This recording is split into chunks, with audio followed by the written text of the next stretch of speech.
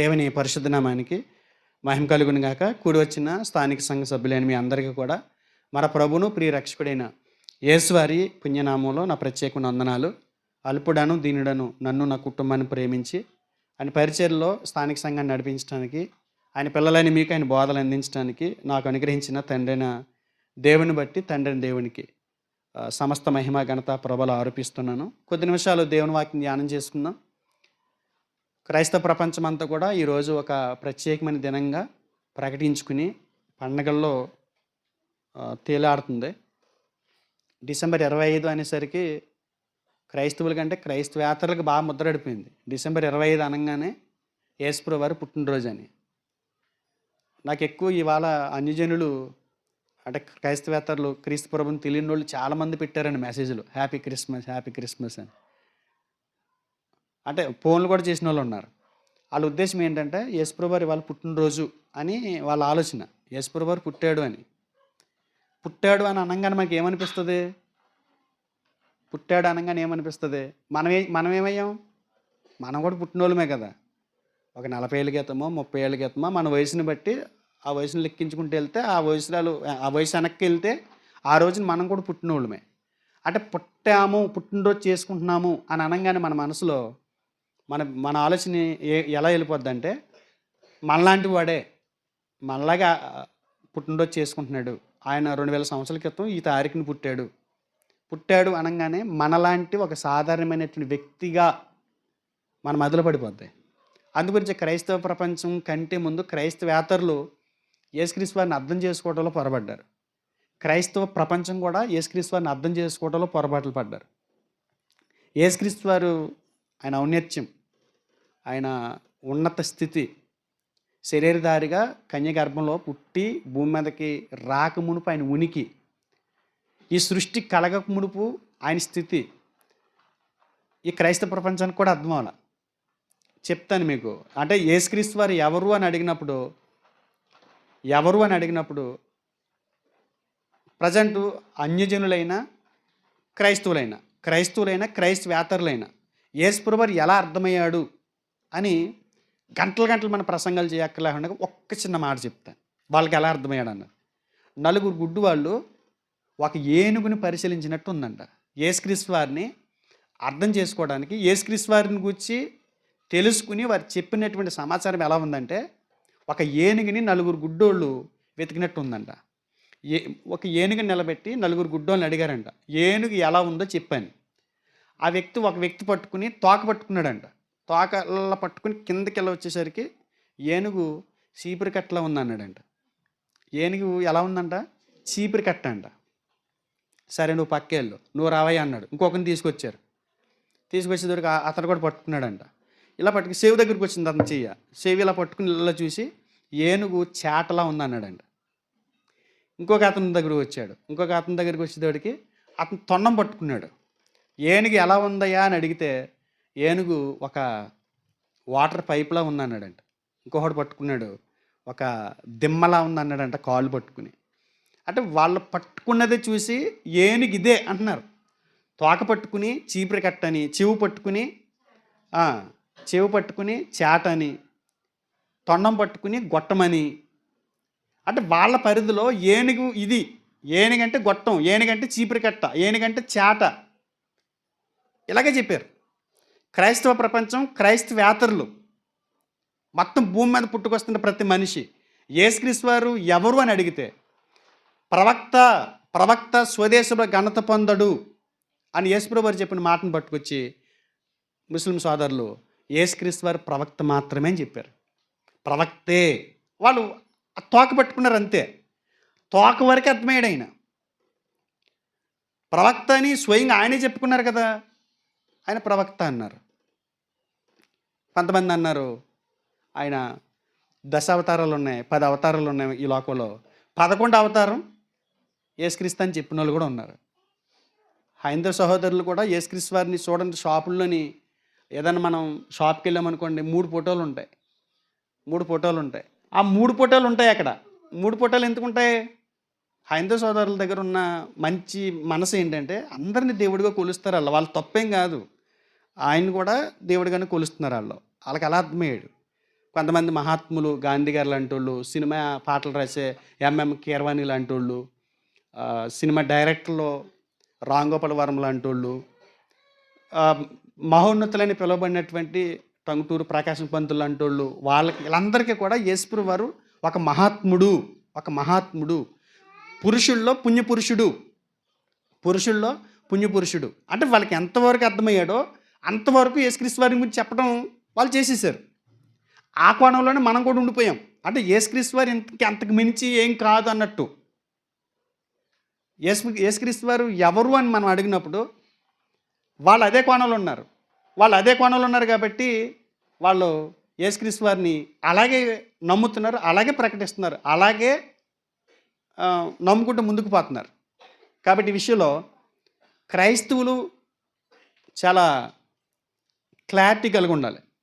యేసుక్రీస్తు ఎవరు అని ఎవరైనా అడిగినప్పుడు ఆయన గురించి పూర్తిగా సమాచారాన్ని నేర్చుకున్నవాడై ఉండాలి. ఈరోజు మనం చూద్దాము, బైబిల్లో ఒక చోట యేసుప్రభు వారు అడిగారు. ఎందుకు అడిగారంటే, యేసుప్రభు వారు పుట్టినప్పుడు ఆ తల్లి ఒక ఆయన దగ్గరికి తీసుకొచ్చింది. ఎవరు? మరియా. ఎవరి దగ్గర తీసుకొచ్చింది? సుమయోను అనే ఒక ప్రవక్త దగ్గర తీసుకొచ్చింది. ఆ సందర్భం చూద్దాం ఒకసారి. అక్కడికి వెళ్ళి ఇక్కడికి వద్దాం. లోకసు వార్త 2వ అధ్యాయం.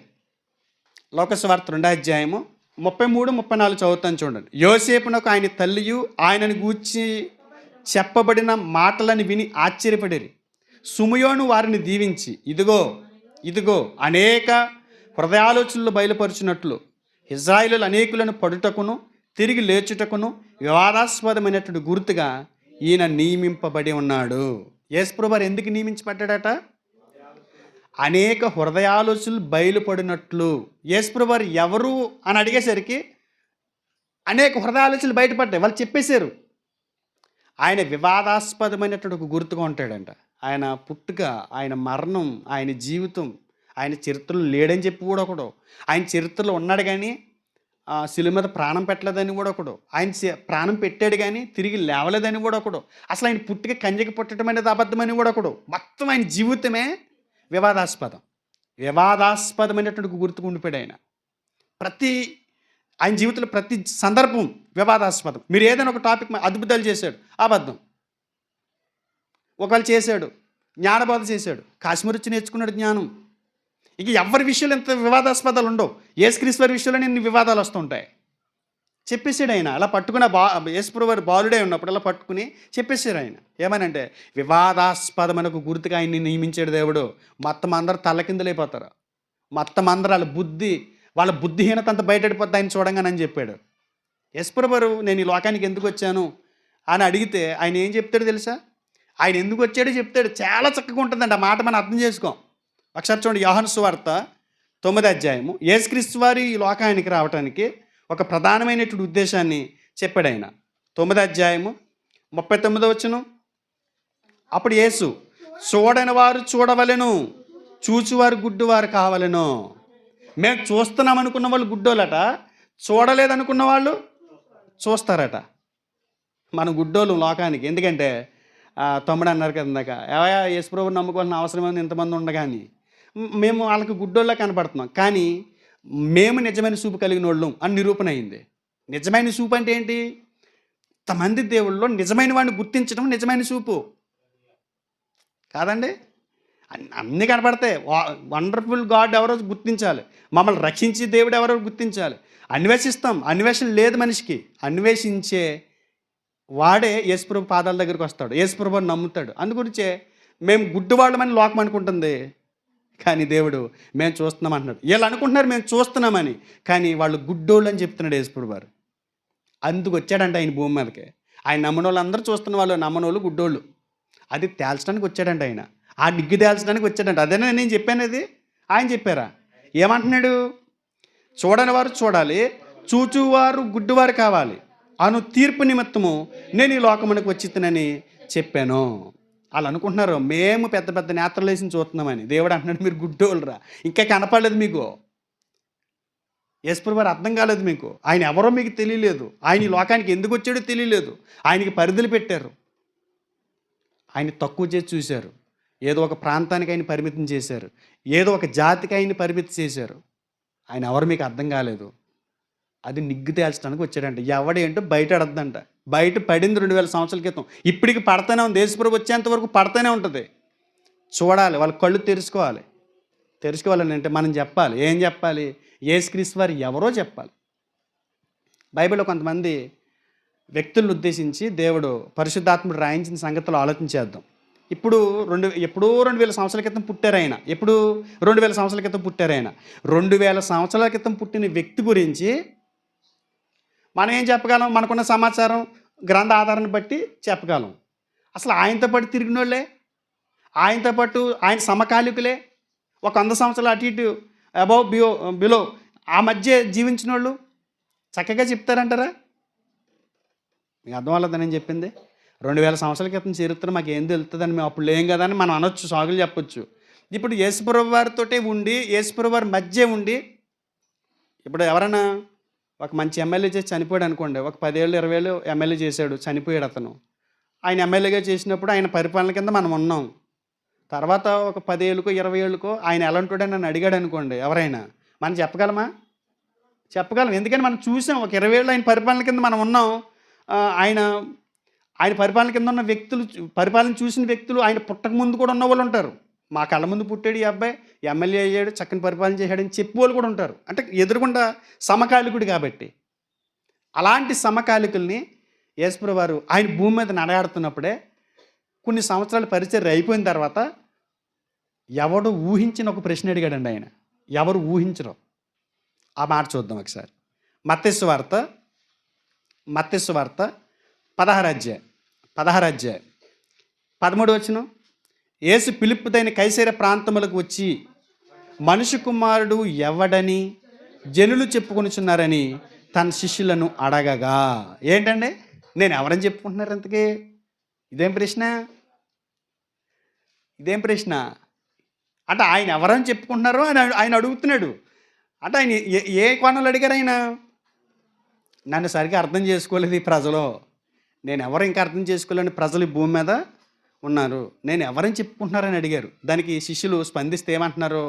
కొందరు బాప్తిస్మిచ్చి యోహానని, కొందరు ఏలియా అని, కొందరు ఇర్మియా అని, లేక ప్రవక్తల్లో ఒకటని చెప్పుకొనుచున్నారని చెప్పేశారు. ప్రవక్తల్లో ఒకటి అనుకుంటున్నారు ప్రభువా. బాప్తిస్మిచ్చి యోహాన్ని ఆయన చంపించేశాడు కదా, ఏ రోజు చంపించేశాడు కదా, ఆయనే మరలా పుట్టొచ్చాడని. ఏలియా రోషం కలిగిన ప్రవక్త, ఇర్మియా కన్నీరు కార్చే ప్రవక్త. యేసుప్రభు వారు కన్నీరు కార్చారు, యేసుప్రభు వారు రోషం కలిగి దేవుని మాటలు చెప్పారు. వాళ్ళ ఆత్మతోటి మళ్ళీ పుట్టాడేమో ఈయన అని అనుకునేటువంటి ఒక భ్రమలోకి వెళ్ళిపోయారు ప్రజలందరూ. ఆయన్ని చూస్తున్నప్పుడు ఆయన్ని అలాగే అర్థమయ్యాడు. ఆయన వాళ్ళకి అలాగే అర్థమయ్యాడు. ఇలా అనుకుంటున్నారని. చాలామంది మనలో కూడా క్రైస్తవులు యేసుక్రీస్తు ఎవరని అడిగితే ఇలాంటి లాజిక్లు చెబుతారు.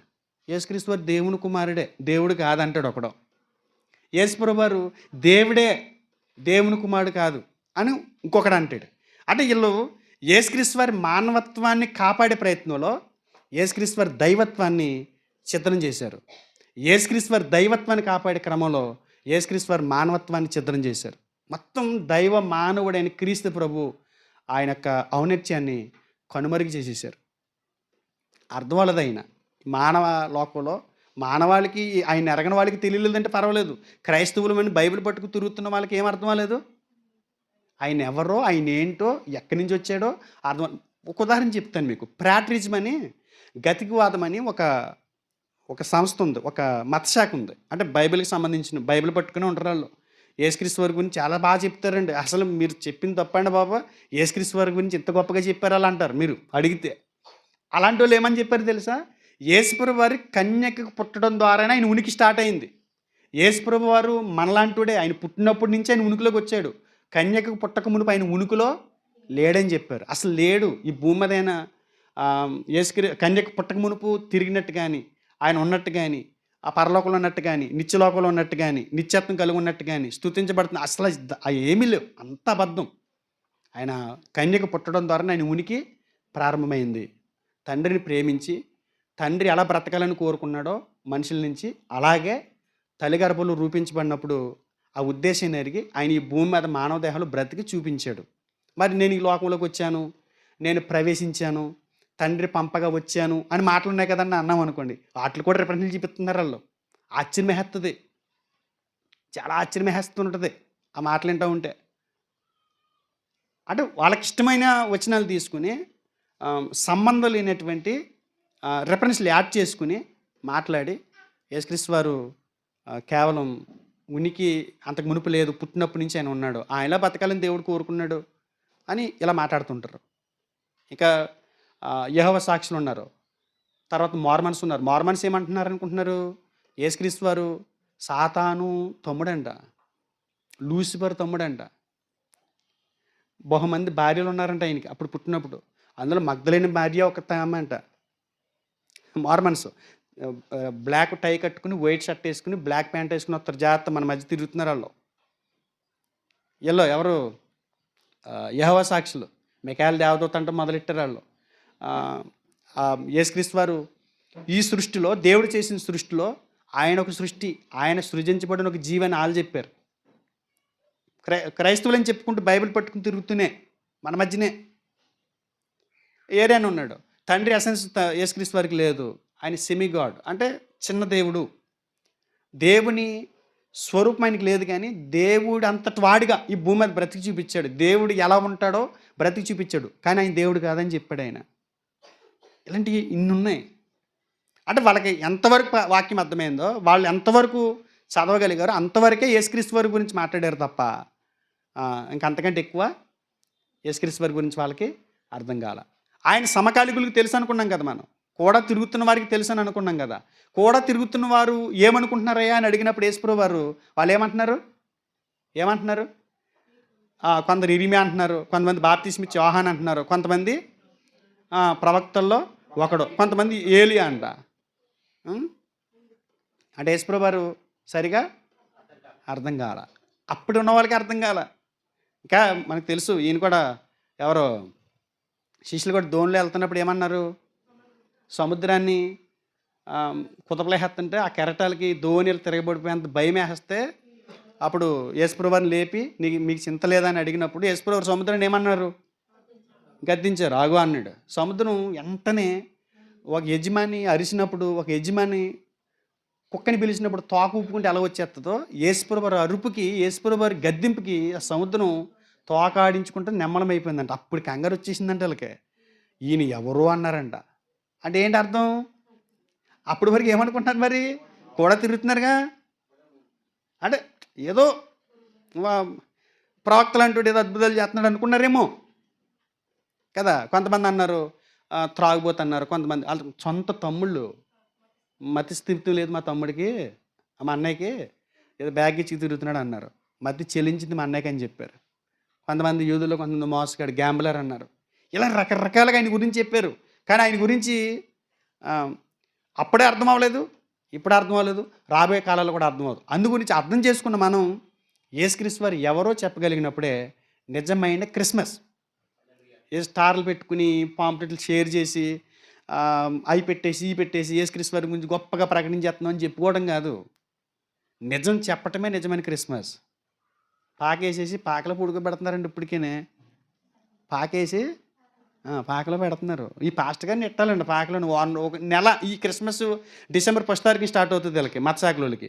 అది మొదలుకొని జనవరి 1 వరకు బయట సాల్వ కూడా ఇవ్వకుండా ఒక చిన్న పాకేసి పాస్టర్ గారిని లేకపోతే పాకేసినట్టు పడుకోబెడితే తప్పు అలా చేయకూడదు అంటాడు. తప్పు అలా చేయకూడదు అంటాడు. అవునా? ఎందుకని? ఆ బొమ్మ కాబట్టి ఆయన ఉన్నాడు. ఈయన చచ్చిపోతాడు. షివరింగ్ రాదండి, చచ్చిపోతాడు. అర్థమవుతుందా? ఇప్పుడు పాక ఎందుకు వేయాలి? పోనీ బొమ్మే పెట్టు, పాక ఎందుకు వేయాలి? ఇప్పుడు మా అమ్మ నన్ను కన్నదండి. నన్ను కన్నప్పుడు మా అమ్మమ్మ వాళ్ళ ఇంటి దగ్గర నేను ఉన్నాను. మా అమ్మ 9 నెలలు నిండి గర్భిణిగా ఉన్నప్పుడు మా అమ్మమ్మ వాళ్ళ ఇంటి దగ్గర ఉన్నాను. మా మామయ్యలు బయటికి వెళ్ళారు ఎక్కడికో, మా అమ్మమ్మ ఎక్కడికి వెళ్ళింది, ఎవరు లేరు. సరిగ్గా మా అమ్మకు నొప్పులు మొదలైపోతే ఆ పక్కన ఎవడో పాపం ఆటోవాడు రండమ్మని చెప్పేసి ఆటో ఎక్కించుకుని తీసుకెళ్తున్నాడు హాస్పిటల్కి. తీసుకెళ్తుంటే మధ్యదారిలో నన్ను కనేసింది మా అమ్మ. ఆటోలో పుట్టేశాను నేను. హాస్పిటల్కి వెళ్లకుండా, ఇంటికాడ కనకుండా ఆటోలో పుట్టేశాను. నా ప్రతి పుట్టినరోజుకి ఆటో బొమ్మ పెట్టి చేస్తున్నారు అనుకోండి, నన్ను అవమానపరిచినట్టే కదా. ఆటో పెడుతున్నామంటే ఏంటి అర్థం? ఇక పాస్టర్ గారు మీరు ఆటోలో పుట్టారండి.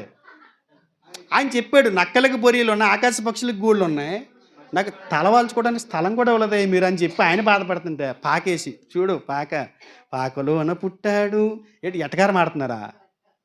అంటే యేసుక్రీస్తు వారిని ఎంత తగ్గించేస్తున్నాం మన అంటే. పాకలో పుడతామేంటి? పాకలో పుట్టాడు, బైబిల్లో అంతా పాకలో పుట్టాడు. ఒక్క రిఫరెన్స్ చూపించండి పాకలో పుట్టాడని, ఒక్క రిఫరెన్స్ ఉండదు. పా సత్రంలో వారికి స్థలం లేదు. సత్రం ఎవరిది? గతంలో చెప్పాను మీకు, సత్రం ఆయన వాళ్ళ తాతది.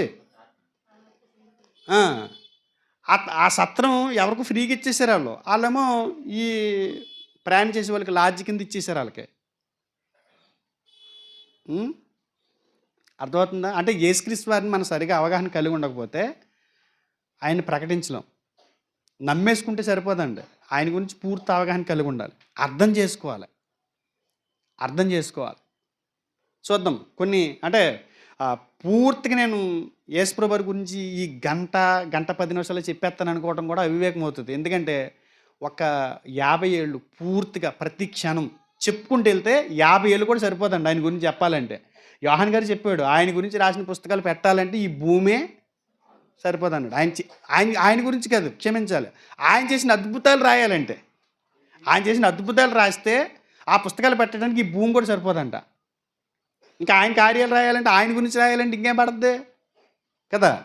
జాగ్రత్తగా ఆలోచిద్దాము. యేసుప్రభు వారి గురించి చాలా తక్కువగా అర్థం చేసుకున్నాం మనం, కానీ ఆయన మన పరిధులకి అందలేదు. ఆయన ఆకాశం కంటే ఉన్నతమైన వాడు, పాతాళం కంటే ఆయనకి అడ్డైంది ఏం కాదు, ఎంతో ఉన్నతమైన వాడు ఆయన.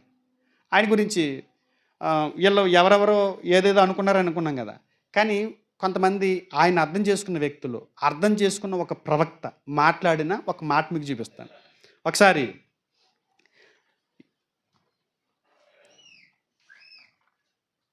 మత్తయి సువార్త 3వ అధ్యాయం, మత్తయి సువార్త 3వ అధ్యాయము, మత్తయి సువార్త 3వ అధ్యాయం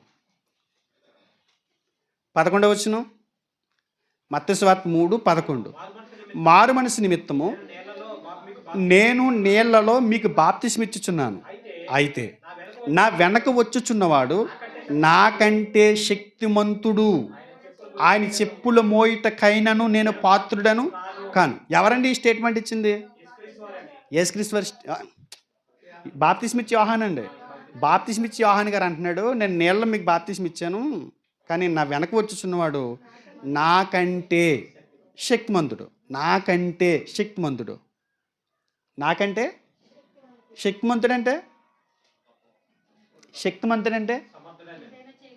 కాదు, అక్కడ విషయం చెప్పేశాడు ఆయన. శక్తిమంతుడు అని అంటే చెప్పులు, ఇక్కడ చెప్పులు మోయిటకు అన్నాడు కదా, కానీ యోహాను సువార్తలో చెప్పులు మోయిటకు అని ఉండదు. యోహాను సువార్త చూడండి, యోహాను సువార్త 1వ అధ్యాయం, యోహాను సువార్త 1వ అధ్యాయము 30వ వచనం చూడండి. నా వెనక ఒక మనుషుడు వచ్చుచున్నాడు, ఆయన నాకంటే ప్రముఖుడు కనుక నాకంటే ముందటి వాడు ఆయనని నేను ఎవరిని గురించి చెప్తున్నా, ఈయన ఎవరైనా ఆయన నాకంటే ప్రముఖుడు, ఆయన నాకంటే శక్తిమంతుడు అని ఎక్కడ అన్నాడు? ఆయన నాకంటే ప్రముఖుడని చెప్పి పై వచనం చూద్దాం ఒకసారి. 26-27 కలుపుని చూడండి. యోహాను, నేను నీళ్ళలో బాప్తిస్మిచ్చుచున్నాను, కానీ నా వెనక వచ్చుచున్నవాడు మీ మధ్య ఉన్నాడు, మీరు ఆయన నెరగరు, ఆయన చెప్పుల వారును విప్పుటకైనను నేను యోగ్యుడను కానని వారితో చెప్పు. అక్కడ చెప్పులు మోయిటకు అన్నాడు, ఇక్కడ చెప్పులు వారు తెలుసు కదా, బెల్ట్ చెప్పులు ఉంటాయి కదా, బెల్ట్ చెప్పులు తాళ్ళతో ఉండేవి ఇదివరకే, పెద్ద రాజులే వాడేవారు. అది ఆ బానిస బ్రతుకులు ఏంటంటే ఆ రాజుగారి కాళ్ళ దగ్గర కూర్చుని తాళ్ళు కట్టడం అనమాట. అదొక జీతం ఇచ్చేవారు వాళ్ళకి. బాగా నీచమైన పని, రాజుల దగ్గర బాగా నీచమైన పని ఏదంటే రాజుగారు ఆ పాదపీఠం పెట్టుకున్నప్పుడు ఆ పాదపీఠం మీద చెప్పులు కట్టడం నీచమైన పని. యేసుప్రభు వారిని నా వెనకాల ఒక ఆయన వస్తున్నాడు, నాకంటే శక్తిమంతుడు, నాకంటే ప్రముఖుడు అని చెప్పి వదిలేలేదు. ఆయన చెప్పులు మోయటానికైనా, ఆయన చెప్పులు వారు కట్టడానికైనా నేను యోగ్యునిగా. ఎవరు చెప్పింది? యోహాన్ గారు. యోహాన్ గారు యేసుక్రీస్తు గారి గురించి స్టేట్మెంట్ ఎలా ఇచ్చారు? యేసుప్రభు వారు యోహాన్ గారి గురించి ఇచ్చిన స్టేట్మెంట్ చూద్దామా. యోహాన్ గారి గురించి ఇచ్చిన స్టేట్మెంట్ మత్తయి సువార్త 11వ అధ్యాయం, మత్తయి సువార్త 11 అధ్యాయం 9వ వచనం. మరి ఏమి చూడవెళ్ళితిరి? ప్రవక్తనా? అవును కానీ ప్రవక్త కంటే గొప్పవాణినని మీతో చెప్తున్నాను. ఎవరు మాట్లాడుతున్నారు? ఇది ఏ సందర్భంలో మాట్లాడుతున్నారో, ఏ నిమిత్తమే మాట్లాడుతున్నారు? జాగ్రత్తగా ఆలోచిస్తే యేసుప్రభు వారి దగ్గరికి యోహాన్ గారు చెరలేయబడ్డాడు. ఆయన దగ్గరికి వెళ్ళి పలకరించి, యోహాన్ గారి దగ్గరికి వెళ్ళి పలకరించి, యోహాన్ గారి శిష్యులు యోహాన్ గారు అన్నాడు ఏమనంటే, ఒక ఆయన నాతో పాటు తిరుగుతున్నాడు కదా, ఒక ఆయన, నేను చెప్పాను కదా, నాకంటే ప్రముఖుడు, నాకంటే మొదటివాడు, నాకంటే శక్తిమంతుడు అని నేను ఎవరి గురించి చెప్పానో ఆయనేనా, నేను అన్న ఆయనేనా? బాప్తిస్మ ఇచ్చేటప్పుడు నా వెనకాల వచ్చేవాడు నాకంటే శక్తిమంతుడు అన్నాను కదా, నేను శక్తిమంతుడని ఎవరిని గురించి మాట్లాడాను? ఆయనేనా? ఒకసారి వెళ్ళి అడిగిరండి అని పంపించాడు. జైల్లో ఉన్నాడు కదా ఈయన జైల్లో ఉండేటప్పుడు బలహీనపడి యేసుప్రభు వారి గురించి డౌట్ వచ్చింది. ఆయనకు కూడా డౌట్ వచ్చి, ఆయనేనా, నేను చెప్పిన ఆయనేనా, లేకపోతే వేరే ఆయన కోసం మేము చూడాలా, నువ్వేనా, వేరే ఆయన వస్తాడా అని అడిగిరమ్మని పంపించారు. పంపించినప్పుడు యేసుప్రభు వారు ఏమంటున్నాడు తెలుసా? మీరు అరణ్యంలోకి వెళ్ళారు కదా, అరణ్యంలో రాజ్య సువార్త ప్రకటించాడు కదా యోహాన్ గారు, బాప్తిస్మ ఇచ్చే యోహాన్ గారు. ఆయన ఎవరు అనుకుంటున్నారు మీరు? అంటే ఇంత బలహీనమైన మాట ఆయన మాట్లాడితే ఆ మాట ఇచ్చుకుని మీరు నా దగ్గరికి వచ్చారు కదా, అలా మాట్లాడినందుకు యోహాన్ గారిని మీరు తక్కువ అంచనా వేస్తారేమో. తక్కువ అంచనా వేయకండి. ఒకసారి 6వ వచనం కానీ చూద్దాం. మరియు నా విషయమై అభ్యంతర పడనివాడు ధన్యుడని ఉత్తరమిచ్చాను. వారు వెళ్ళిపోవచ్చుండగా యేసు యోహానుని గూర్చి జన సమూహములతో ఇలాగ చెప్పసాగాను, మీరేమి చూచుటకు అరణ్యంలోకి వెళ్ళితిరి? అరణ్యంలో ఉన్నది ఎవరు? మిడతలు తేనె తాగుతూ తినేది ఎవరు? యోహాన్ గారు. అరణ్యంలో ఉంటున్నాడు ఆయన. అరణ్యంలోనికి మీరు ఏం చూడటానికి వెళ్ళారు? గాలికి కదులుచున్న రెల్లునా? మరి ఏమి చూడ వెళ్ళితిరి? సన్నపు బట్టలు ధరించుకున్న మనుషున్నా? ఇదిగో సన్నపు బట్టలు ధరించుకున్న వారు రాజగృహాల్లో ఉందురు కదా. మీరు ఏం చూడటానికి వెళ్ళారు? ఏదో ఒక రాజుగారిని చూడటానికి, లేకపోతే మీరు అనుకుంటున్నారు కదా యిర్మీయా పెద్ద ప్రవక్త, దానియేలు పెద్ద ప్రవక్త ఇవి అనుకుంటున్నారు కదా, అలాంటి చూడటానికి వెళ్ళారా? అలాంటి అక్కడ ఉండడు, యోహాన్ గారే ఉంటాడు. ఆ యోహాన్ గారు ఎవరు చెప్పనా? యోహాను కంటే, ప్రవక్తల కంటే గొప్పవాడు. యోహాన్ గారి గురించి స్టేట్మెంట్ ఏంటి? యేసుప్రభు వారి స్టేట్మెంట్, ప్రవక్తల కంటే గొప్పవాడు యోహాన్ గారు, రోషం కలిగిన ప్రవక్త. ఆ యోహాన్ గారు, ఆ బాప్తిస్మ ఇచ్చే యోహాన్ గారు యేసుప్రభు వారి ద్వారా ప్రవక్తల కంటే గొప్పవాడని సాక్ష్యం పొందిన యోహాన్ గారు ఏమంటున్నాడు తెలుసా? ఆయన చెప్పులు మోయటానికి కూడా నేను పాత్రను కాను, యోగ్యుడని కాను. అంటే యేసుప్రభు ఎవరై ఉంటారు? ఒక ప్రవక్తల కంటే గొప్పవాడైన ఒక వ్యక్తి ఏమంటున్నాడు? ఆయన చెప్పులు వారిని విప్పటానికి కూడా నేను పాత్రుని కాదు, యోగ్యుని కాదు. అంటే యేసుప్రభు వారిని ఏ స్థాయిలో ఆయన మాట్లాడుతున్నాడో చూడండి. మనమేమంటాం?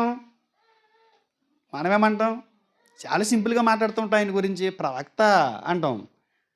మహమ్మద్ ఆయన ఎవరు? షఫీ ఆయన అంటాడు ప్రవక్త అంటాడు. ఇక్కడ ప్రవక్త ఏమంటున్నాడు? ఒక ప్రవక్త మరొక ప్రవక్తను ఇలా అంటాడా? అనగా నాకంటే శక్తి ముందు ఆయన చెప్పులు మోయటానికి కూడా నేను పాత్రుని కాదు, ఇలా మాట్లాడతాడు ఒక ప్రవక్త ఇంకొక ప్రవక్త గురించి. అంటే ప్రవక్తల కంటే గొప్పవాడు యోహాన్ గారు అయితే, మరి ప్రవక్తలను పంపించిన యేసుప్రభు వారు ఇంకెంత గొప్పవాడై ఉండాలి? యేసుప్రభు వారు ఎంత గొప్పవాడై ఉండాలి? ఇంకొక ఆయన చూద్దాం.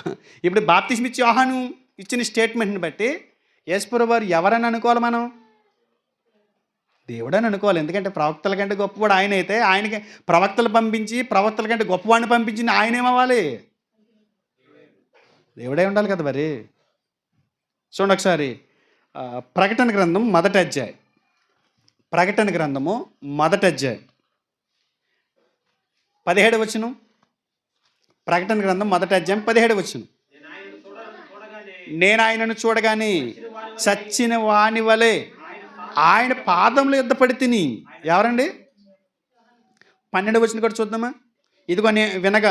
ఇది వినగా నాతో మాట్లాడుచున్న స్వరమేమిటో అని చూడ తిరిగి తిరుగుగా 7 సువర్ణ దీపస్తంభములు ఆ దీపస్తంభముల మధ్య మనిషి కుమారుని పోలిన ఒకనిని చూచితిని. ఎవరండి ఇక్కడ పద్మస దీపంలో ఉన్నది? ఏ యోహాను? బాప్తిస్మిచ్చే యోహాను కాదండి ఇది. అపోస్తులుడని యోహాను గారు. ప్రకటన గ్రంథం రాసింది అపోస్తులుడని యోహాను గారు. ఈ యోహాను గారు ఎక్కడున్నాడు? పద్మస దీపంలో ఉన్నాడు. పద్మస దీపంలో ఉన్నప్పుడు నాతో మాట్లాడుచున్న స్వరమేమిటో అని చూడ తిరిగి తిని అంటే ఒక 5 ఏళ్ళు 3 ఏళ్ళు 4 ఏళ్ళు ఒక వ్యక్తితో ఎక్కువగా తిరిగాం, అతనితోనే సహవాసం చేసాం, అతనితోనే కలిసి తిన్నాము, అతనితోనే కలిసి సువార్తలో పాలు పంపులు పొంది అతనితోనే మన జీవితం సాగింది.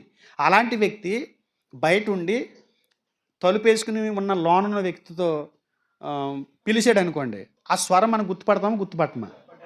అపొస్తలుడైన పౌలు గుర్తుపట్టలేదంటే బాగుంది. ఆ స్వరం ఏమిటో అని నేను తిరిగి చూశాను అని చెప్పింది ఎవరు? 3.5 సంవత్సరాల పాటు యేసుప్రభు వారితో సేవలో ఉన్న వ్యక్తి. అపొస్తలుడైన పౌలు అన్నాడు అనుకోండి, ఆ స్వరం ఎవరిది ఇది అన్నాడు అనుకోండి, అది నమ్మశక్యంగా ఉంటుంది. ఎందుకని? లేడు. యేసుప్రభు వారు వెళ్ళిపోయిన తర్వాత వచ్చిన వ్యక్తి అతను. యేసుప్రభు వారిని డైరెక్ట్గా స్వరమైన వ్యక్తి కాదు, మానవ స్వరమైన వ్యక్తి కాదు. అంటే ఆ స్వరం ఏమిటో అని వెనక్కి తిరిగాడు. ఎవరు? అపొస్తలుడైన యోహాను. ఆయన గురించి ఒక మాట చెప్తాను. యేసుప్రభు వారితో తిరుగుతున్నప్పుడు ఎలా అంటాడంటే, చూడండి ఒక్కొక్కసారి ఫోటోలు తీస్తున్నప్పుడు నేను పాస్టర్ గారి పక్కన ఉంటానని ముందుకు వచ్చేస్తుంటారు. ఎందుకనంటే ఫోటోలో మా పాస్టర్ గారు మేము ఎలా ఉంటాం, మేము ఇద్దరం చాలా నేను ఏదంటే అది చేస్తాడు పాస్టర్ గారు. పాస్టర్ గారు నేను ఏంటనుకుంటున్నాం, ఒక ఫ్రెండ్స్లో మాట్లాడుకుంటాం తెలుసా. ఆయన పక్కన నేను దిగాను చూసే ఫోటో. అందుగురించి పెద్ద వాళ్ళు వచ్చేదాడికి, స్పీకర్లు వచ్చేదాడికి మీద అడిపో ఫోటోలు ఎందుకు తీయించుకుంటారు అనుకుంటున్నారు? నేను మాట్లాడుతుంటాను, ఆయనతో నాకు బాగా పరిచయం ఎక్కువ, నేను ఏదంటే అది చేస్తాడు ఆయన. ఒక మనిషితో ఫోటోలు దిగటానికి ఎగబడిపోతుంటారు. రాజకీయ నాయకుల్లాగా, సినిమా యాక్టర్లాగా చేసి పడేయారు పాస్టర్లను కూడా. అందుగురించి ఎప్పుడో ఒక రోజు అలా రాలేదనుకో, నేను నా పని అయిపోయిందాం అనుకుంటాడు ఆయన. మీకు అర్థమవుతుందా? అలా చేయకండి. దైవజనులా గౌరవించండి. ఫోటోలు దిగటానికి, ప్రేమలు కట్టించుకోవడానికి కాదు. అర్థమవుతుందా? ఆత్మ సంబంధులైన దైవజనులు ఉన్నారనుకోండి, వాళ్ళతో ఉన్నటువంటి పరిచయం, ఆత్మీయ అనుబంధం అవి వేరు. కానీ ఎగబడిపి ఫోటోలు దిగే విధానం సరైనది కాదు అది మనుషులతోటి. ఇప్పుడు ఇక్కడ యోహాను గారు అలాగే ఉన్నాడు. యేసుప్రభు వారు 3.5 సంవత్సరాల పరిచర్యలో యోహాను గారు ఎలాంటి బిల్డప్లు ఇచ్చేవాడు తెలుసా? ఇలా మాట అనకూడదేమో. యోహాను గారు చాలా చేసేవాడు. ఎలా? ఒకసారి చూద్దాం. యోహాను సువార్త 13 అధ్యాయము 23 వచనం. యోహాను సువార్త 13 అధ్యాయము 23 వచనం చూడండి. 13:23. ఆయన శిష్యులలో యేసు ప్రేమించిన ఒకడు యేసు రొమ్మున ఆనుకొని చుండెను. అని యేసుక్రీస్తు శిష్యుల్లో ఒకడు ఆయన ఏం చేస్తున్నాడు? ఆనుకుంటున్నాడంట. ఆనుకుంటామంటే ఏంటి? ముఖ్యడానికి కాదు, మామూలుగా టచ్ చేసుకుంటే మామూలుగా న్యాచురల్గా కూడా లిటరల్గా ఈయన ఇలా రాసుకుంటూ వెళ్తున్నాడు. అంటే చూసేవాళ్ళు ఏమనుకోవాలి? బాగుంది అయ్యి బాబాయ్ అనుకోవాలని. ఆనుకుంటున్నాడు. ఆనుకుంటామంటే పోనీ ఇంకొక రకమైన భావం కాదు ఇది. ఇలాగ ఆనుకుంటున్నాడని మీరు ఎలా నేరం మోపుతున్నారని మీరు నన్ను అడగొచ్చు. ఆనుకుంటామని అంటే ఆత్మీయంగా ఉన్నాడు, యేసుప్రభు వారు చెప్పినట్లుగా నడుస్తున్నాడు కాబట్టి ఆనుకున్నాడని రాసేటప్పుడు మీరు అనుకోవచ్చు. కానీ కాదండి, అది కాదు.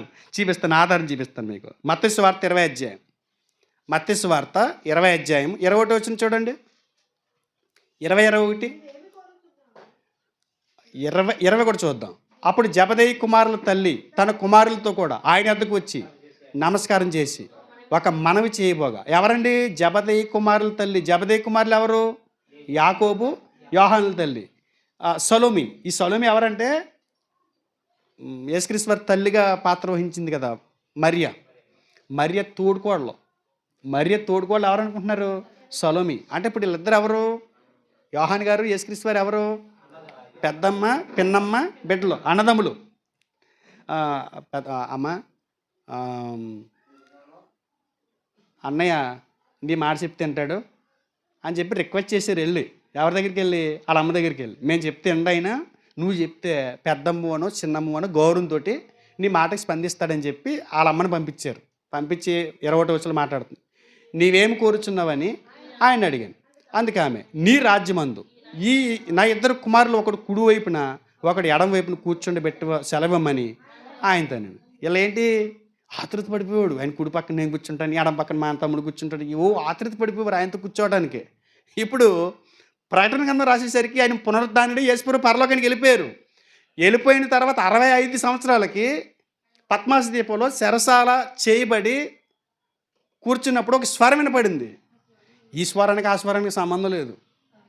ఏ స్వరానికి 3.5 సంవత్సరాలు చేసి తిరిగినప్పుడు యేసుప్రభువు మాట్లాడిన మాటలకి, పునరుద్ధానుడైపోయి పరలోకానికి వెళ్ళిపోయిన తర్వాత మాట్లాడిన స్వరానికి సంబంధం లేదు. ఒకవేళ సంబంధం ఉంటే గుర్తుపడతాడు. ఆ స్వరం ఏమిటని ఎందుకు చూడాల్సి వచ్చింది అంటే, ఈ మానవ దేహంలో ఉన్నప్పుడు మాట్లాడిన స్వరమే యేసుప్రభువు వారి స్వరం అని అనుకుంటే మనం పొరపడ్డట్టే. మానవ దేహంలో ఉన్నప్పుడు ఆయన ఏ స్థితిలో ఉన్నాడో ఆ స్థితిని మనం పట్టుకుని వేలాడితే యేసుప్రభువు వారు మనకు అర్థం కాడు. యేసుప్రభువు వారు తండ్రి నువ్వు నన్ను కాపాడాలి అని ప్రార్థన చేశాడు. చూసావా, కాపాడలేనుడు ఆయన కాపాడుకోలేనుడు దేవుడు ఎలా అవుతాడు అని అడుగుతాడు. అంటే ఆ పరిధిలోకి వెళ్ళిపోయాడు. ఈ బాధకుడు ఎవడైతే ఉన్నాడో, ఈ భిన్నమైన బాధకుడు ఎవడైతే ఉన్నాడో, యేసుప్రభువు వారు దైవత్వాన్ని కించపరచాలనుకునే బాధకుడు ఎవరైతే ఉన్నాడో వాడు మరి తండ్రి నాకంటే గొప్పవాడు అని ఎందుకు అన్నాడు అని అంటాడు. ఎందుకని? ఇప్పుడు మీరు గొప్పలా నేను గొప్పన్నా? ఇలా మీరు అందరిని పక్కెట్టేసేయండి. చిరంజీవి గారు గొప్పడా నేను గొప్పన్నా? ఇప్పుడు ఇక్కడ ఆయన గొప్పడు నేను గొప్పన్నా? వాక్యం చెప్పే స్థితిలో నేను ఉన్నాను కాబట్టి ఆయన మీద నేను గొప్పండి. నేను కిందకి లోకల్ మీ ఇద్దరు వెళ్తున్నాను కుక్క బండి మీద, మా ఇద్దరు ఎవరు గొప్పవాళ్ళు? అర్థమవుతుందా? యేసుప్రభువు వారు దేహంలో ఉన్నాడు కాబట్టి దేహంలో ఉన్న ఒక వ్యక్తిగా సృష్టికర్త అయిన దేవుని ఏమనాలి? మేమిద్దరు ఒకటే అంటాడా? అంటే పరిధులు పెట్టకూడదండి. ఆయన మానవ దేహంలో ఉన్నప్పుడు మానవుడు దేవుని కోసం ఎలా బ్రతకాలో ఒక మాదిరికరమైన జీవితాన్ని జీవించాడు కాబట్టి తండ్రి మీద ఆనుకునే ఒక జీవితాన్ని ఆయన బహిర్గతం చేసే ఆ క్రమంలో, మాదిరి చూపించే క్రమంలో తండ్రి నాకంటే గొప్పవాడు, తండ్రి పంపితే నేను వచ్చాను, తండ్రి చేయమని నేను చేస్తాను, నా అంతటి నేను ఏం చెప్పట్లేదు, తండ్రి నేర్పితే నేను నేర్చుకున్నాను అని మానవ దేహంలో ఉన్నప్పుడు రాయించినటువంటి పలికినటువంటి మాటలు పట్టుకుని యేసుప్రభువు వారి దైవత్వాన్ని కించపరిస్తే రాంగ్ అవుద్ది. యోహాన్ గారు అక్కడ ఉన్న స్వరం మానవ స్వరం కాదు. మానవ స్వరం అనుకుంటే చచ్చిన వాడి వాళ్ళు ఎందుకు పడిపోతాడంటే ఒక మనిషి మాట్లాడినప్పుడు అంటే చెవులు కూడా అదిరిపోయేంత వైబ్రేషన్తో కూడుకున్నటువంటి స్వరం అది. అంటే మీరు చూడండి, పాత నిబంధనలో దైవ స్వరం వినపడినప్పుడు ప్రతి ప్రవక్త, ప్రతి భక్తుడు చచ్చిన వాళ్ళలో పడిపోయారు. నేను చచ్చిన వాళ్ళకి అయిపోయాను అన్నారు వాళ్ళు. కారణం ఏంటి? ఆ స్వరం ఎవరు వినలేడు, ఆ స్వరం ఎవడో తట్టుకోలేడు. నేను చచ్చిన వాడిని వాళ్ళు పడుతున్నాను అన్నాడంటే యోహాన్ గారికి యేసుక్రీస్తు వారు ఎలా అర్థమయ్యాడు చెప్పాలి. ఎవరాని చూస్తే ఆ స్వరం అర్థం అవ్వలేదు, ఎవరాని చూసి మనిషి కుమారుని పోలిన ఒకడు. అంటే యేసుక్రీస్తు వారిని నేను భూమి మీద చూసినప్పుడు ఆయనలా కనబడుతున్న ఒక వ్యక్తి ఎవరని అంటే ఆయనే. ఈ భుజమ చేసి నేనే అన్నాడు ఆయన, కుడి చేసి. అర్థమైందా? ఆయన కుడి చేతులు ఏమన్నాయన్నాడు యోహాన్ గారు చెప్పాడు. ప్రకటన చూడమ్మా, ప్రకటన మొదటి అధ్యాయము అమ్మా 13 కదా, 13 తిరుగగా 7 సువర్ణ దీపస్తంభములను, ఆ దీపస్తంభముల మధ్య మనిషి కుమారుని పోలిన ఒక మనిషిని చూచి తిని. ఇందాక 17 కాదు 16. ఆయన తన కుడి చేత 7 నక్షత్రములు పట్టుకుని ఉండెను. చూడండి, యోహాన్ గారికి వెనక్కి చూడంగానే యేసుప్రభువు వారు ఎలా కనపడుతున్నాడట? దేంతో పట్టుకున్నాడు? కుడి చేతిలో పట్టుకున్నాడంటే ఏంటి? 7 నక్షత్రాలు. అలా ఎందుకు పట్టుకున్నాడో తెలుసా? అలా ఎందుకు కనపడ్డాడో తెలుసు యోహాన్ గారికి యేసుప్రభువు వారు 7 నక్షత్రాలు చేత పట్టుకుని కనపడతాం ఏంటి అని అంటే, ఈ యోహాన్ గారి కాలానికి క్రైస్తవుల్ని ఈ యోహాన్ గారి కాలానికి ప్రపంచాన్ని పరిపాలిస్తున్న చక్రవర్తి ఎవరంటే డొమిషన్ చక్రవర్తి ప్రపంచాన్ని పరిపాలిస్తున్నాడు. ఆ డొమిషన్ ప్రపంచం మా హస్తగతం. ఈ సృష్టిని సృష్టించింది నేను నా కొడుకు అని ప్రజలకి ఒక సమాచారం ఇవ్వటానికి కాయిన్ ఉంటుంది కదా, ఒక నాణ్యం. ఆ నాణ్యం మీద డొమిషన్ కొడుకు ఫోటో వేయించి డొమిషన్ కొడుకు 2 చేతులు ఇలా పట్టుకుంటే ఆ నక్షత్రాలు ఆ కొడుకు చేతిలో ఉండే. అంటే ఈ సృష్టిని యావత్తును నడిపించేది నేను నా కొడుకు అని చెప్పటానికి ఒక సమాచారం నాణ్యం ద్వారా తెలియజేశాడు. యేసుప్రభు వారు అంటున్నాడు, సృష్టిని చేశానని చెప్పుకుంటున్నాడు కదా, కాయిన్ మీద బొమ్మేసి, వాడు కూడా నా చేతిలో ఉన్నాడు. సృష్టిని చేసింది వాడు కాదు, నేను. సృష్టిపై ఆధిపత్యం నాది. నేను చెప్తే సృష్టి ఉంటుంది. వాళ్ళకి భయపడతారేంటి మీరు? నేను సృష్టికర్తనే, ఈ సకల జగత్తు నా చేతులతో చేయబడ్డది అని చూపిస్తున్నాడు యోహాను గారికి. అంటే ఆయన ఎవరై ఉండాలి? సృష్టికర్త. యేసుప్రభు సృష్టికర్త అండి. మనం తింటున్న ప్రతి మెతుకు ఆయన చేస్తూ వచ్చిందే. అది బాస్మతియా, సోనా మసూరా, పిఎల్లా, స్వర్ణ, వెయ్యపద, ఏదైనా. తాగుతున్న నీటి చుక్క ఆయన ఇచ్చిందే. తింటున్న ఫలాలు ఆయన ఇచ్చినవే. సృష్టికర్త. యోహాను సువార్త 1:3 అంటే కలిగి ఉన్నది ఏది ఆయన లేకుండా కలగలేదు. అన్నీ ఆయనే చేశాడు. సృష్టికర్త అయిన వాడు. నేను సృష్టికర్తని చూశాను అంటున్నాడు యోహాను గారు. మరి ఇంతకు మునుపు ఎవరిని చూసావు? అసలు ఆయన ఇక్కడ లేడు. ఆ స్వరం మారిపోయింది. ఆ స్వరం ఎలా ఉందంట? విస్తార జనుల యొక్క స్వరం మాట్లాడితే ఎలా ఉంటుంది? నయాగర జలపాతంలో ఉందంటండి. ఒక రకంగా నయాగర జలపాతం సౌండ్ విన్నారు ఎప్పుడైనా? కొట్టండి యూట్యూబ్లో, నయాగర జలపాతం అని కొట్టండి, దాని సౌండ్ వినండి. యూట్యూబ్లో పెట్టుకుని లేకపోతే ఇంట్లో టీవీలో పెట్టుకుని వినండి. నిమిషం కూర్చోలేరు మీరు. ఆ జలపాతాలు వాటర్ కిందకి పడుతుంటే చెవులు బెజ్జలు పడిపోతాయండి. అక్కడ నయాగర జలపాతం దగ్గర అంత సౌండ్ వస్తుందంట. యేసుప్రభు వారు మాట్లాడుతున్నప్పుడు కూడా అలాగే వచ్చిందంట. నోట్లో నుంచి విస్తార జల ప్రవాహముల ధ్వనివలే నాకు వినపడుతుంది ఆ స్వరం.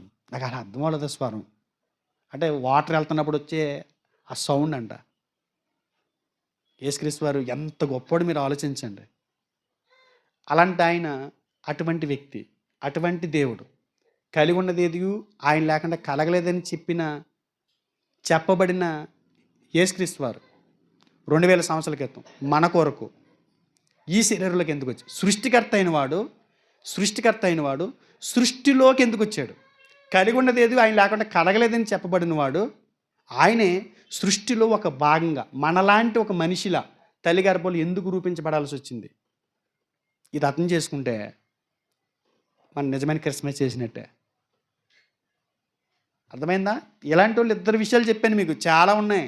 యోహాను గారు చెప్పిన విషయాలన్నీ కూడా ఆశ్చర్యకరంగా ఉంటాయి. యేసుప్రభు వారిని అంత గొప్పగా వర్ణించినటువంటి వ్యక్తుల్లో ఈయనొకడు. అర్థమవుతుంది అనుకుంటున్నాను మీకు. యేసుక్రీస్తు వారిని మనం ఎలా గ్రంథం చెప్పిందో అలా నమ్మగలిగి, అలా విశ్వసించగలిగి, అలా ప్రకటించగలిగితే నిజమైన క్రిస్మస్ చేసినట్టే. క్రిస్మస్ అనే పదం బైబిల్లో లేదు.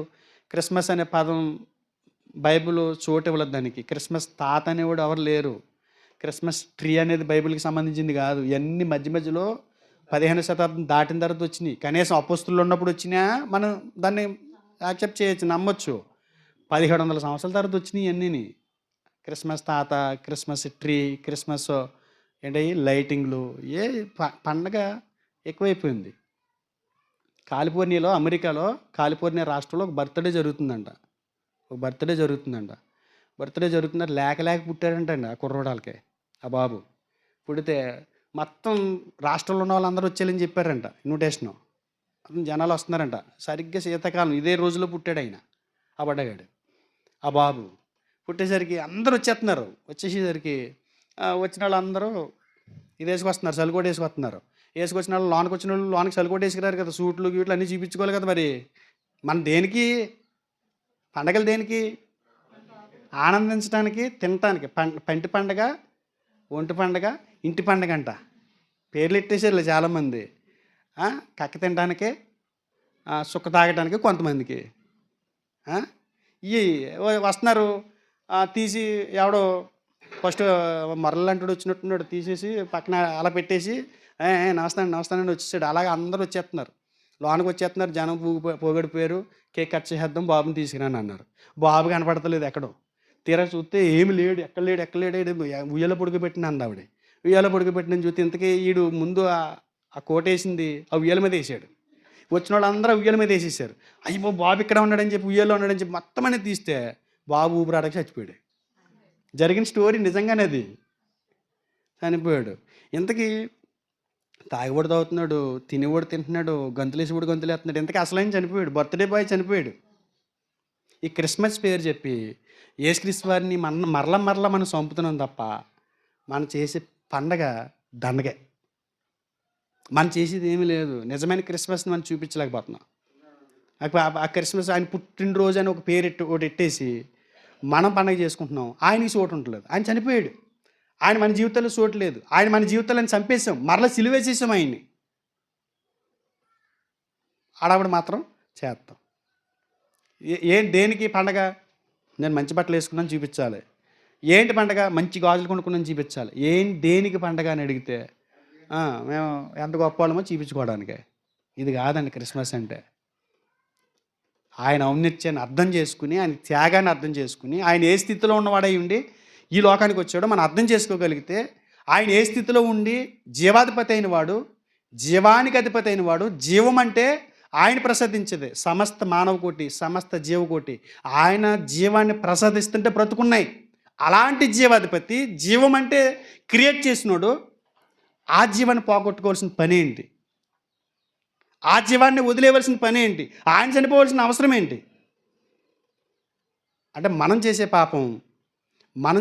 పాపం యొక్క ఫలితం ఎంత తీవ్రమైందంటే సృష్టికర్తని చంపేసేంత భయంకరమైంది అని మనం అర్థం చేసుకుని ఆ పాపం చేయకుండా దేవుని నిజంగా ఆరాధన చేస్తే అప్పుడు దేవుడు సంతోషిస్తాడు. అర్థమవుతుందా?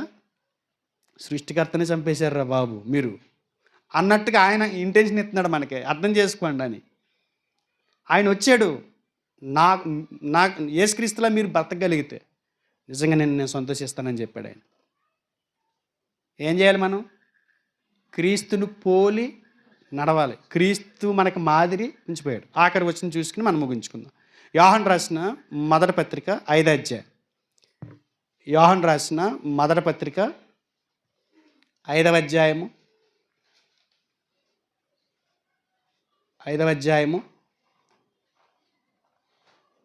16 వచ్చిన చూడండి. ఏదండి?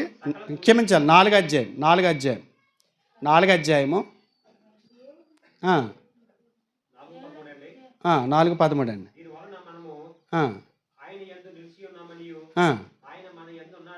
ఆయన మన యందు ఉన్నాడనియు యాలయనగా ఆయన మనకు 17 చూద్దామండి. తీర్పు దినమందు మనకు ధైర్యం కలిగినట్లు దీని వలన ప్రేమ మనలో పరిపూర్ణం చేయబడింది. యాలయనగా ఆయన ఎట్టివాడై ఉన్నాడో మనము కూడా ఈ లోకంలో అట్టివారమై ఉండాలి. ఆయన ఎట్టివాడై ఉన్నాడో మనం కూడా ఈ లోకంలో ఎలా ఉండాలి? అట్టివారమై. అంటే క్రీస్తుని మన జీవితాల ద్వారా చూపిస్తే, క్రీస్తుల తండ్రి మనసును మనం అర్థం చేసుకుంటే, క్రీస్తుల తండ్రి బాధను మనం అర్థం చేసుకుని ఈ భూమి మీద బ్రతికితే అది నిజమైన ఆరాధన, అది నిజమైన పండగ. అంతేనా? పండగ చేయొచ్చు మనం? పండగ చేయొచ్చు అని అడుగుతున్నాను. పండగలు చేసుకోవచ్చు మనం? చూడండి, మళ్ళీ డౌట్లో పెట్టి వదిలేసాను అనుకోండి, లేడీస్ తిట్టుకుంటారు. చీర కొనడానికి సాయంత్రం తీసుకెళ్తా అన్నాడు ఈయన వచ్చి ఎడగొట్టేసాడు అనుకుంటారు. మళ్ళీ కొరింథీయులకు రాసిన మొదటి పత్రిక 5వ అధ్యాయము, కొరింథీయులకు రాసిన మొదటి పత్రిక 5వ అధ్యాయం 7వ వచనం. మీరు పులిపిండి లేనివారు కనుక క్రొత్త ముద్ద అవుటకై ఆ పాతదైన పులిపిండిని తీసిపారేయండి. ఇంతేకాక క్రీస్తు అని మన పసక పశు వధింపబడెను గనుక పాతదైన పులిపిండితోనైనను దుర్మార్గతయు దుష్టత్వమును పులిపిండితోనైనను కాకుండా నిష్కాపట్యమును సత్యమునను పులిని రొట్టెతో పండగ ఆచరింతుము. పులిసిన పిండి లేకుండా పండగ చేయమంటున్నాడు. అది పండగ. పండగ చేస్తే పులిసిన పిండి ఉండకూడదు, పాతది ఏది ఉండకూడదు. పండగ అంటే నిజం చెప్పండి, పండగ అంటే ఏంటి? పాత తీసి పాడేస్తున్నాయి కదా. ఆ శుభ్రం అక్కడ కాదు, నీ ఒంటికి కావాలి, నీ గుండెలకు కావాలి, నీ మనసుకు కావాలి శుభ్రం. అది పండగ అంటే. అర్థం చేసుకుంటే దేవుని స్తోత్రం. ఓకేనా? ప్రార్థన చేసుకుందాం.